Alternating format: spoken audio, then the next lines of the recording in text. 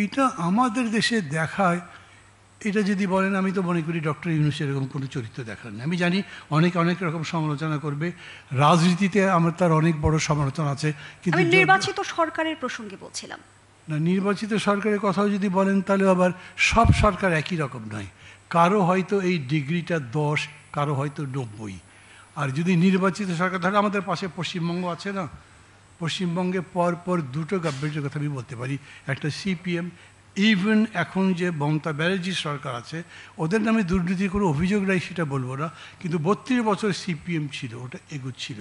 আবার ইলেকশন করে কেরালাতে যে গভর্নমেন্ট আসছিল, সেই কেরালা গভর্নমেন্টের নামে অত বড় অভিযোগ ছিল না। কাজে নির্বাচিত সরকার হলেই খারাপ হবে এই ধারণাটা ভুল। কিন্তু পার্টি যদি এমন করে গড়ে ওঠে, নির্বাচন দেওয়ার সময় মনে রাখ আগে দেবো না, আব্দুল্লাহ মিন্টুকে দিতে হবে, টাকা তো ওনারই আছে, মাসল ওনার হাতেই আছে, তো উনি এরকম করে যদি সব লোক ডোমিনেশন দিতে থাকে পার্টি, আর তারপরে বলে না দল তো নির্বাচন করার জন্য টাকা লাগবে, আমরা 300 আসরে তো ভোট করবো, 100 আসরে মাল কামাবো, কে কত দেবে বলো, একটা বাজার দরে লাগিয়ে দিল। কবে কখন থেকে আসলে আমাদের রাজনীতি, আমাদের নির্বাচন এতটা ব্যয়বহুল হয়ে গেল? রাজনীতির নিয়ন্ত্রণটা সত্যিকার রাজনীতিবিদদের হাতে আছে কি? মানে যখন থেকে আমরা টাকার মুখ দেখতে থাকলাম, আমাদের হাতে টাকা আসতে থাকলো, তখন থেকে আমরা টাকার মাহাত্ম্য প্রচার করতে লাগলাম, টাকার কীর্তিকলাপ বাড়াতে লাগলাম। প্রথম বাজেট ছিল কত, 1 লক্ষ কোটি টাকাও তো নয়, কয়েক হাজার কোটি টাকা মাত্র, কিন্তু এখন দেখেন 8 লক্ষ কোটি টাকার বাজেট হয়েছে। তো এখন এইটার চর্চা বেশি শুরু হয়েছে।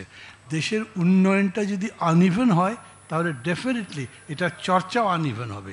আনইভেন বলতে আমি বোঝাচ্ছি, মানে ধরেন যে বিরাট ধরনের বঞ্চনা থাকলো, তাহলে সেই টাকা দিয়ে বঞ্চনা আরও বাড়বে। আপনি ওই সিস্টেমটাকে বন্ধ করবার জন্যে ওই যোগ্য নেতৃত্ব এবং কমিটির দুটো বিষয় আমি একসাথে বলছি। আমি মনে করি যে নির্বাচিত নেতাদের মধ্যে সৎ নেতা বাংলাদেশে এবং পৃথিবীতে, বাংলাদেশ হয়তো কম দেখছি আমরা, কারণ এখানে অত ভালো নির্বাচন হয় নাই, কিন্তু পৃথিবীতে অনেক হয়েছে। আর লাস্ট একটা কথা বলি, ধরেন আমাদের কাছে কিন্তু কোনো অপশন নাই, এখন তো নির্বাচন হবে, করতে হবে।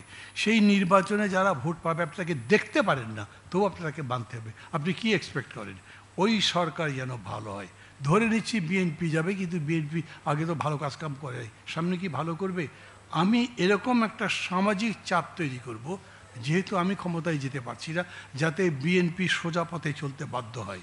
যদি করতে না পারেন তাহলে বিএনপি তার মতো করবে, বা যেই ক্ষমতায় যাবে সে তার মতো করবে। এই ডিসকোর্সটা ইম্পর্টেন্ট, এটা বুঝতে হবে। এবং কালেকটিভলি যখন আমরা বলি যে একটা জাতীয় ঐক্য লাগবে দেশকে এগিয়ে দেবার, তার মানে হচ্ছে গভর্নমেন্ট, মানে পজিশন না পজিশন, সবাই মিলেই এই সংগ্রামটা করবে যাতে এটাকে কারেকশনের দিকে নিয়ে যাওয়া যায়। আমি মনে করি এইটাই সাকসেসের পথ, এখন কোনো বিকল্প নেই।